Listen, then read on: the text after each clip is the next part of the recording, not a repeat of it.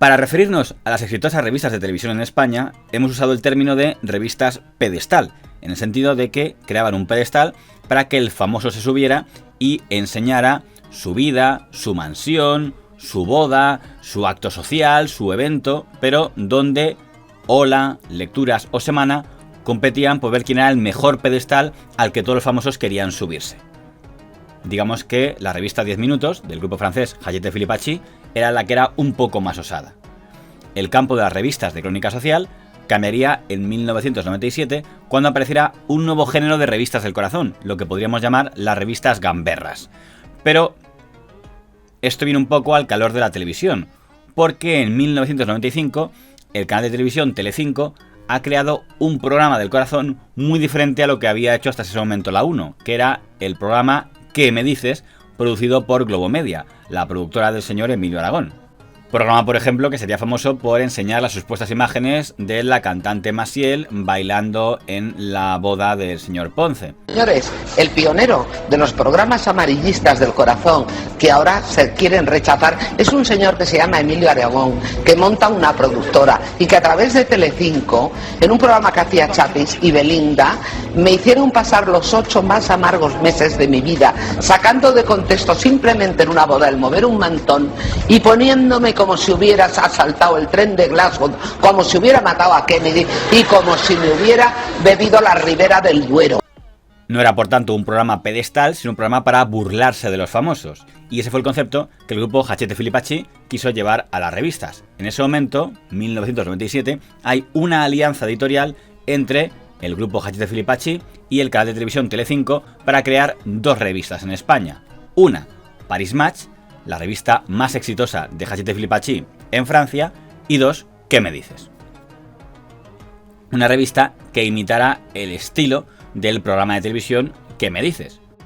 Paris Match era un símbolo de las revistas en Francia, era la marca más importante del grupo Hachette Filipacchi y era un deseo del fundador de ese grupo, el señor Daniel Filipacchi, que tenía mucho interés en quedar bien con el jefe del Estado español, el rey Juan Carlos, con el que tenía una amistad. Puso al frente del proyecto a don Juan Caño, el hombre fuerte del grupo Hachette en España. Hicieron grandes fichajes de colaboradores, toda la publicidad que les podía dar Telecinco, y la revista Paris Match fue un absoluto fracaso. Hay muchas especulaciones sobre qué falló allí, pero la más repetida es que el público español no estaba preparado para una revista donde se mezclaban tantas cosas como era la revista Paris Match, donde había secciones que podrían parecer propias de revistas del corazón como Hola, secciones que parecían propias de revistas de paparazzis como Interview y secciones que parecían propias de los reportajes sesudos del País semanal. Paris Match la lanzamos en España, era un desastre, estuvo a punto de hacernos perder todo el grupo. El modelo Paris Match es una combinación de revista del corazón y revista de información política, la mitad para cada cosa, junto con grandes reportajes. Entonces, aquí en España la gente quiere o carne o pescado, pero no carne y pescado. Paris Match era un éxito, pero claro, Madrid Match hubiera sido muy complicado. Sacar Paris Match en español, pues no enganchó. Ya solamente el título no enganchó. Y sin embargo, en el que me dices, el título tenía una potencia brutal porque estaba en Telecinco y era un programa de éxito súper querido en ese mismo momento. Paris Match es como podrías hacer una tesis sobre Paris Match, cómo equivocarse en todo en el lanzamiento de una revista. Es una revista muy francesa. Paris Match era mítico para los periodistas, pero para la gente de la calle decía, ¿esto por qué se llama París? O sea, es que pinta París aquí, Madrid Match. En un país donde los malos son los franceses. O sea, Verdú. ¿qué aportaba al mercado? ¿Qué aportaba? Los grandes reportajes de la realeza ya estaban en Hola. Los escándalos estaban en Interview. ¿Qué venía a aportar? Barajó cambiar el nombre, no llamarlo Paris Match, llamarlo Match, Madrid Match, Match España, y optamos por mantener el título original. Entonces, el problema o lo que yo veo es que hubo una mezcla, hay una mezcla ahí entre corazón y gran reportaje. Para corazón ya estaba el Hola, que lo hacía muy bien y que además se estaba dejando una millonada cuando algo hicimos mal en marketing, porque si en el número 1 ya se vende mal, algo está fallando. Juan Caño se empeñó mucho y empeñó hasta tal punto que llegó a bajar a la redacción. A bajar a la redacción a estar codo con codo conmigo. Codo con codo conmigo, que me llega a decir, Agustín, tu cabeza está en el cajón. Que podría haber levantado con más tiempo. Yo creo que ya eso es un tema editorial y desde luego no se pueden traducir o declinar, como decían los franceses, revistas de un país a otro porque las idiosincrasias son muy distintas, efectivamente. Pero mientras que Paris Match fue un fracaso, la revista ¿Qué me dices? Fue un éxito. Hachette Filipacchi hizo más seria a 10 minutos para que compitiera con Hola y en cambio centró todo el tono burlón en la revista ¿Qué me dices?, que dirigía la que ya era una experta en periodismo de revistas, como era la señora Charo Carracedo. Que era una revista que tenía una revista creada a partir de un programa de televisión. El programa tenía mucho éxito y pensaron que era una buena forma de negocio hacer una revista que respondiera a la información de ese programa, porque el programa era un bombazo. Un segmento del sector corazón que estaba sin explotar. Este mundo transgresor, más juvenil, que era el que respondía un poco Supertele, era el mismo sector que utilizó el ¿Qué me dices? Lola cogía las figuras, las ponía en un pedestal y estas revistas no las bajaban a la tierra, las hacían humanas. Lo que pasa que bueno, con el tiempo, como luego ya sale también pues eso, sorpresa, ¿qué me dices? Pues llega un momento que tienes que decidir dónde te posicionas, cuál es tu lugar.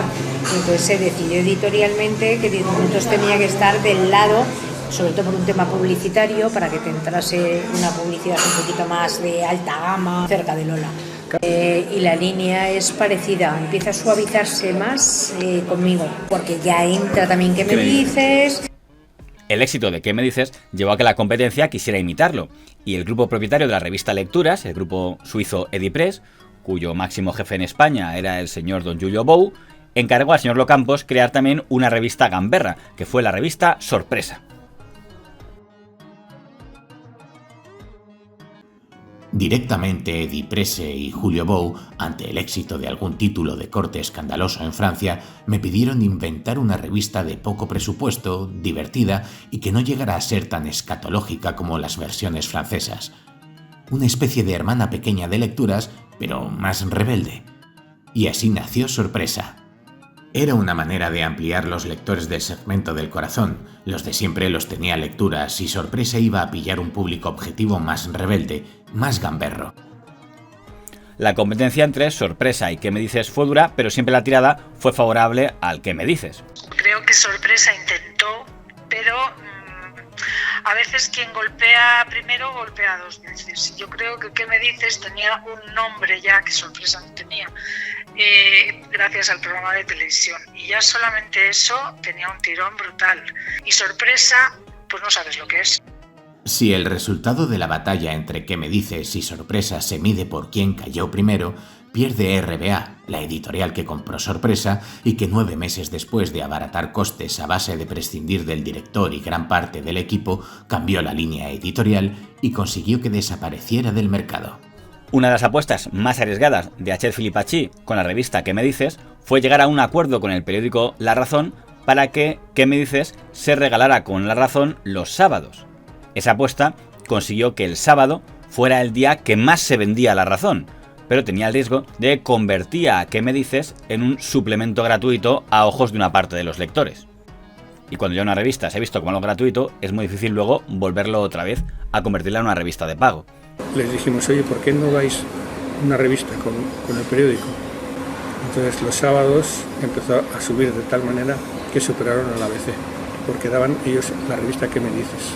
Me invitaron en el edificio más abajo, que es el de ABC, y me dijeron, oye Juan, esos vecinos nuestros nos han ganado los sábados por culpa tuya.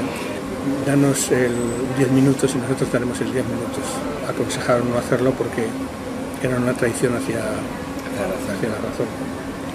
Entonces a veces, como no podía hacer esto, se alió con G+J, Gala. Hubo otras dos revistas que también apostaron por el género del periodismo gamberro. También el Grupo Z, con don Óscar Becerra al frente del sector revistas, creó su propia revista gamberra, que fue la revista Cuore, con un tono gráfico mucho más moderno que el que tenían ¿Qué me dices? Y Sorpresa.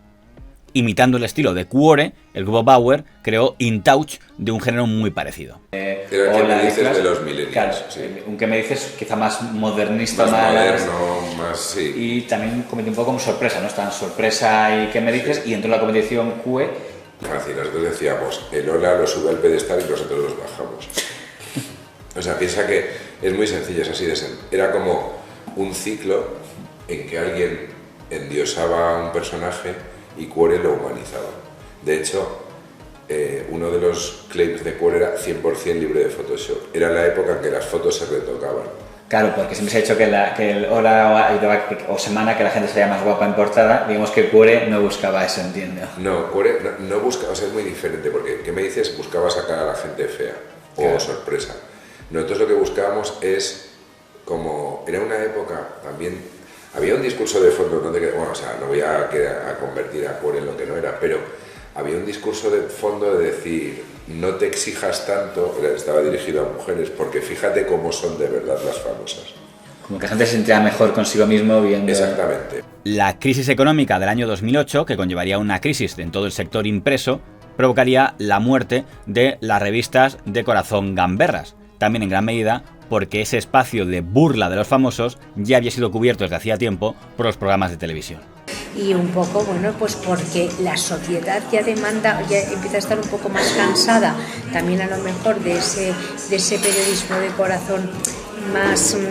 graciosillo, más hiriente de alguna manera, y luego piensa que a eso se le añaden los programas de televisión. Claro, Sálvame. Que ya están yendo, los tómbola ya han empezado, es verdad. Claro, ya estaban todos esos programas que quieras que no, ya la gente que quería un corazón un poquito más cañero, pues ya tenía todo eso.